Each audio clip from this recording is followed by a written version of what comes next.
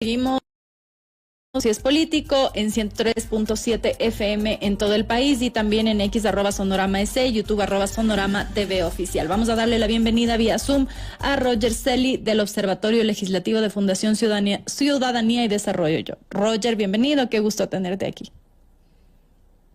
Hola Sol, ¿cómo estás? Como siempre, un gusto estar en este espacio. Un saludo también y buenas noches a la audiencia. Gracias. Estábamos anunciando que vamos a hacer una breve evaluación sobre lo que ustedes han podido dar seguimiento a estos 100 días de la Asamblea Nacional. Iniciábamos este espacio un poco analizando lo que ha pasado en los últimos días. Jorge Chamba, el video que ha difundido la persona que era pareja o expareja, madre de su hijo, a la que se le acusa haber querido meterle a su despacho de forma irregular. Puede haber una posible sanción incluso de destitución, y también con Nuria Butiñá de la Revolución Ciudadana, denunciada por pedir supuestamente diezmos. Estos son casos aislados. ¿Han podido ustedes evidenciar algún otro caso similar a estos? ¿Qué pueden decir sobre eso? Bueno, en primer lugar, que no son casos aislados.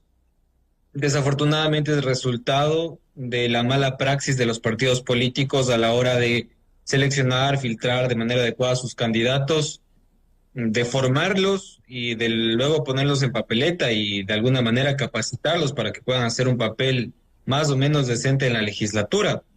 Ese es el resultado, es sistemático, es estructural. Si no regresamos a ver a los partidos políticos y planteamos cambios, reformas legales, cambios en la cultura política y demás, creo que vamos a seguir viendo muchos Jorge Chamba y muchos Dominic Serrano, entre otros casos que hemos visto.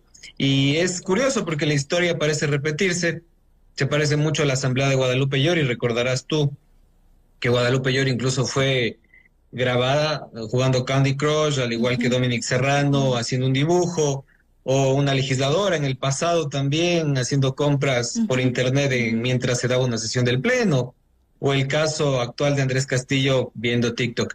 Pero esa es la punta del iceberg, Sol, a lo cual nosotros no nos referimos, no profundizamos, sino más bien al tema estructural. Y date cuenta que en los casos, de los más de 40 o 50 casos que anunció el presidente Olsen al respecto de posible nepotismo, y en el caso de Jorge Chamba, no vemos al corruptor enfrentando un proceso de escrutinio público. Se ataca al eslabón más débil de la cadena, al funcionario, la persona que fue beneficiada del cargo, pero nunca supimos quiénes influyeron indebidamente, por ejemplo, para esas contrataciones ilegítimas. Y acá el caso del señor Chamba pone enfrente a la asesora para defender un caso indefendible desde el punto de vista ético y no da la cara el legislador para enfrentar un proceso disciplinario en la Asamblea y ojalá en la organización política. Y quizá ahí también se puede ver este manejo de poderes. No sé si ustedes han evaluado también esto, porque la señora Butiñá ya está su caso dentro del CAL, va a ir a la Comisión de Ética, es decir, bastante celeridad al ser una legisladora de oposición, que está bien que se investigue a todos los que se tenga que investigar. El problema no es ese, el problema es que en el caso de ella, bastante célere, y en el caso del señor Chamba, no hemos visto ninguna intención, a pesar de que el propio presidente Olsen, el día que la señora Mancheno denunció el caso de Butiñá, dijo que no se va a permitir este tipo de cosas. Un par de días después se hace público los supuestos vínculos entre el señor Chamba y la señora Macías, y el presidente Olsen está silencioso y sin internet, decían en redes, que son prácticas bastante comunes en el oficialismo. Oficialismos del pasado, es decir, blindarse entre sí en lugar de buscar realmente hacer una limpieza estructural, como tú decías. ¿Han podido evaluar esta tendencia del oficialismo a tratar de blindar a sus coidearios mientras ataca a sus opositores? Sí, totalmente, son procesos selectivos y que no solo ocurren en términos de representación o de ética pública. Hay un dato que nosotros publicamos en el informe que evidencia de forma muy clara cuál es la posición del Ejecutivo frente a la oposición o al contrario. Si bien es cierto, se aprobaron 5 leyes, 3 de ellas urgentes, también es importante señalar que se archivaron 8 leyes. Y si nosotros revisamos el origen de esos proyectos de ley, son de la Revolución Ciudadana. Y a mí me parecía muy curioso que normalmente una agenda parlamentaria o la agenda que se coloca en el Pleno de la Asamblea Nacional no suele contar con esos proyectos de ley que son de la oposición. Más bien se los deja de lado. Acá hay un mensaje muy claro al respecto de que las iniciativas, de mi contrario, esas deben ser anuladas expresamente y frontalmente. Y eso pasa igual en los temas éticos, como los que ya has mencionado, pero no se ven los temas de fondo, insisto, estructurales, por ejemplo, temas que le podrían estar favoreciendo a ADN en cuanto a la contratación del personal parlamentario. Por ejemplo, hay muchísimos asambleístas suplentes que sugieren la contratación de familiares o de personas que podrían tener un grado de nepotismo en los despachos de los asambleístas principales. Y si tú te fijas en la reforma que hizo al reglamento a propósito para la ciudadanía, se reformó el reglamento de talento humano supuestamente para erradicar el nepotismo, pero se abrió una puerta. Los asambleístas suplentes no están inhabilitados para sugerir la contratación del personal parlamentario, porque así quedó la norma. Entonces, familiares de asambleístas suplentes, pues actualmente trabajan en la Asamblea Nacional, en los despachos de asambleístas principales. Si ves, son cosas muy finas. La política actualmente hila muy fino para hacerse de este tipo de cosas y de beneficios. Y el ciudadano debe estar atento, pero es complejo frente a todo lo que está ocurriendo actualmente. Y en ese sentido, lo que podemos ver también es como cruce de favores, ¿no? La tía del asambleísta que está es de suplente de tal asambleísta, está en el puesto de tal. Es decir, lo que en algún momento se hizo escandaloso y nuevamente hay como estos declaraciones mediáticas impactantes de que vamos en contra de todo, y el presidente Olsen Sale, que salió también en esa ocasión a decir, y muchos especialistas en temas legislativos decían, bueno, pero el reglamento ya existe, no es que se está inventando el agua tibia. ¿Qué es lo que falta? ¿Qué es? ¿Voluntad política? ¿Qué es lo que falta? ¿O simplemente aplicar? ¿Qué es lo que falta para que estas normas ya existentes se apliquen y dejen de estarnos como mareando con declaraciones y simplemente ejecutar? Es súper interesante cómo funciona la comunicación política de este gobierno y sobre todo de la Asamblea Nacional. Intentan con comunicación política reemplazar a algo que todavía no logran hacer, como corresponde a un Estado de Derecho y democrático, ser política. Y una legisladora ayer en otra entrevista decía, bueno, lo que pasa es que posiblemente tenemos que cruzar de una manera un poco más rápida la curva de aprendizaje. Y lo que nos dijo es, estamos tratando de aprender qué es el legislativo. Yo creo que el razonamiento no va por ahí, porque se han rodeado de gente que conoce de cómo funciona la Asamblea Nacional y es por ello que no ejecutan lo que debería ser un cambio estructural. Y voy a poner un ejemplo, Sol, para no hablar desde la subjetividad y solo desde la memoria.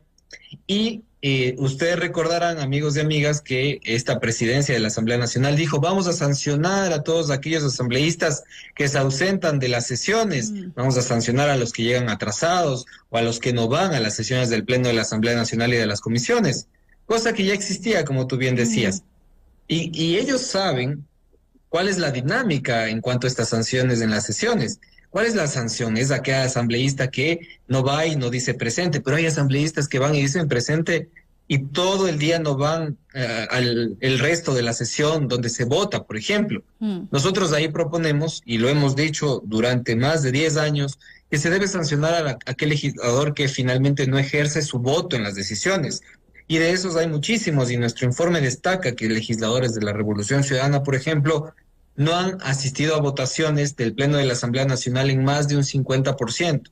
Y hacemos el símil para que los ecuatorianos también comprendan el grado de irresponsabilidad que hay en la Asamblea Nacional. Y decimos, si tú no vas a tu trabajo, de cada 10 veces que debes ir, no vas 5 veces, posiblemente ya no estarías trabajando ahí. Pero acá no hay ninguna sanción, querida Sol, y no se está atacando la estructura, sino se está tratando de evitar hacer política porque no se logra, porque no se puede, y se está tapando esto con comunicación política nada más. Ustedes también hacen una evaluación aquí sobre los incumplimientos. Por ejemplo, el hecho de que no se han implementado los mecanismos para que se garanticen publicaciones y acceso a la información sobre lo que hace el CAL. Y eso es una de las deudas que ya viene arrastrándose desde hace rato, porque al fin lo que pasa en el Pleno más o menos tenemos seguimiento, hay sesiones en vivo, uno puede acceder a cómo se votó, más o menos algo está ahí. Pero en las comisiones es bastante más complicado, incluso cuando eres periodista y pides información, no necesariamente te la entregan, peor para un ciudadano común y corriente que quisiera una plataforma para acceder. Eso también el tema de los juicios políticos, que no hay información sobre las solicitudes o cómo se lleva adelante el tratamiento, a pesar de que hay obligaciones legales en ese sentido. ¿Cómo podemos confiar en una asamblea que incumple lo que debe cumplir? Debería dar el ejemplo. Ningún presidente de la legislatura o presidente ha tenido la voluntad política de transparentar la gestión del Consejo de Administración Legislativa.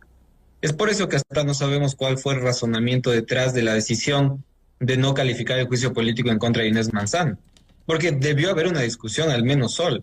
Y los ecuatorianos, conforme dice la ley, deberíamos saber qué pasa en el CAL, que se discute tal cual como se transmite en las comisiones o en el Pleno de la Asamblea Nacional. Pero no hay voluntad política.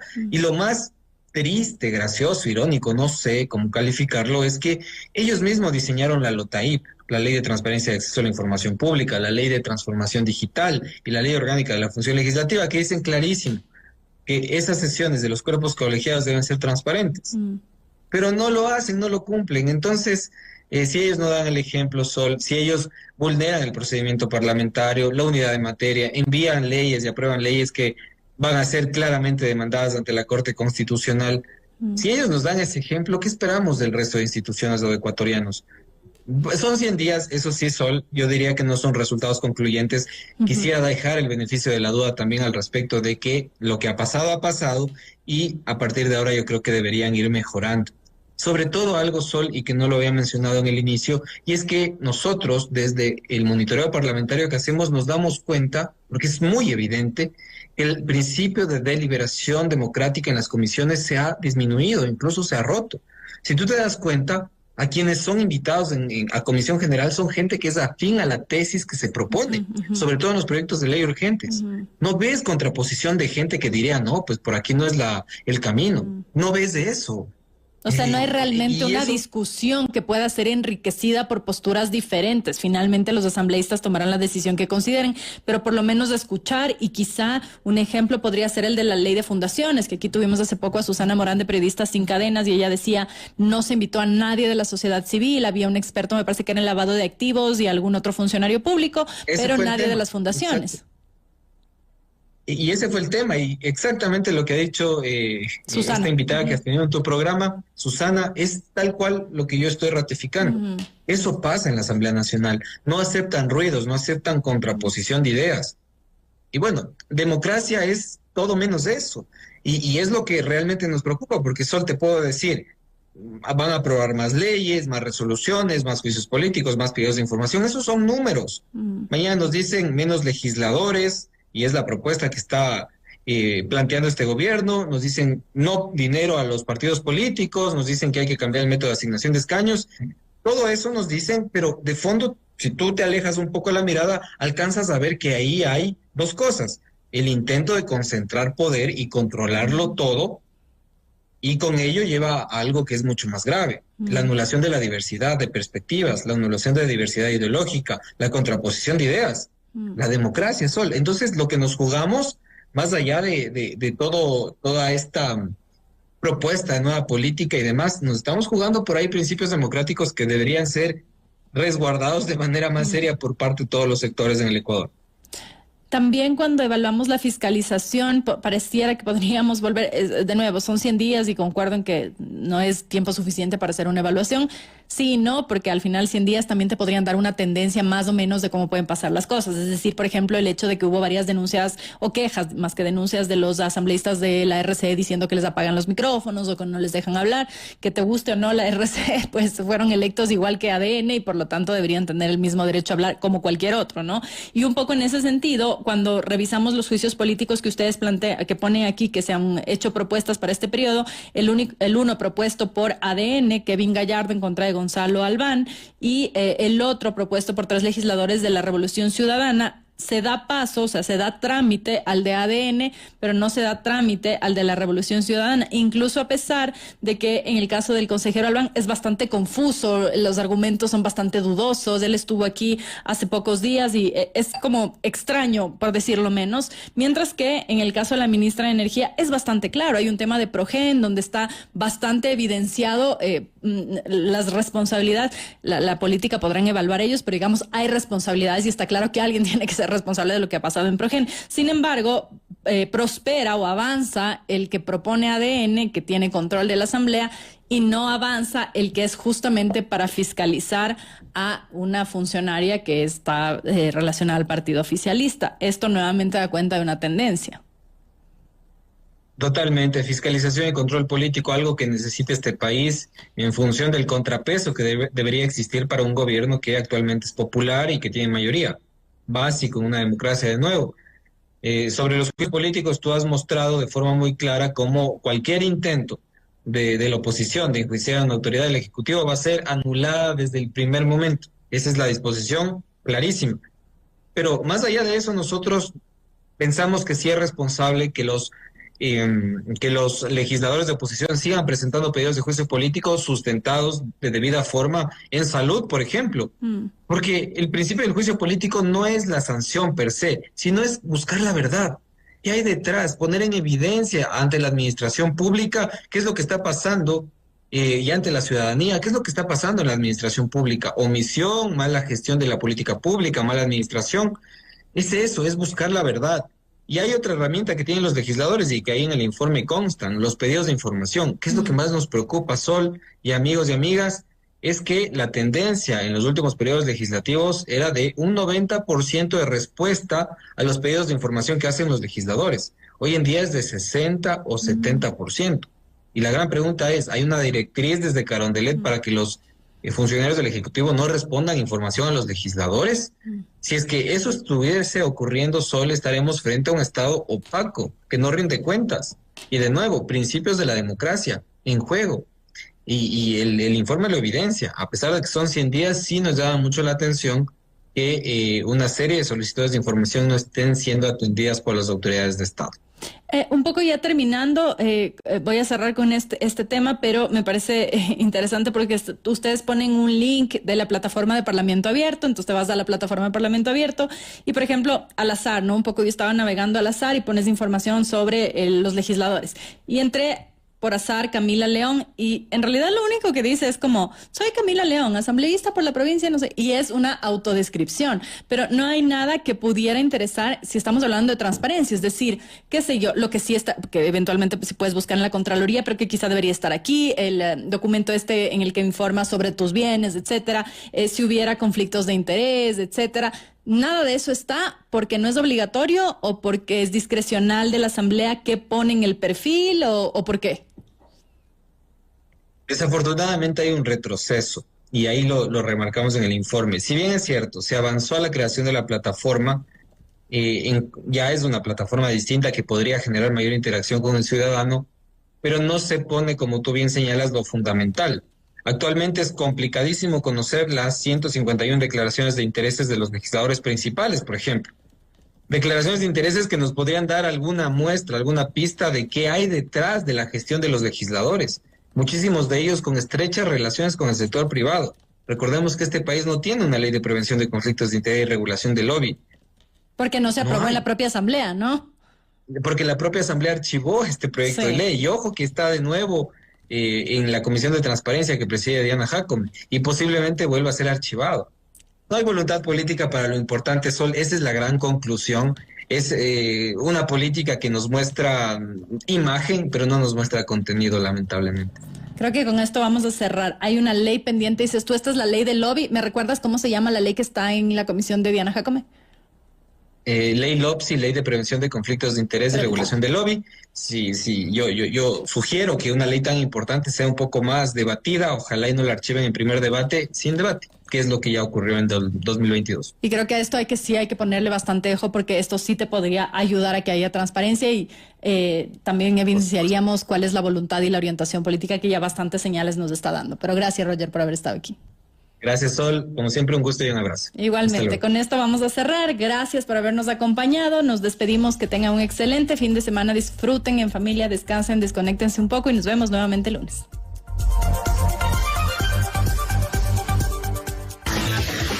Sonorama, la gran señal nacional, presentó Esto sí es político con María Sol Borja.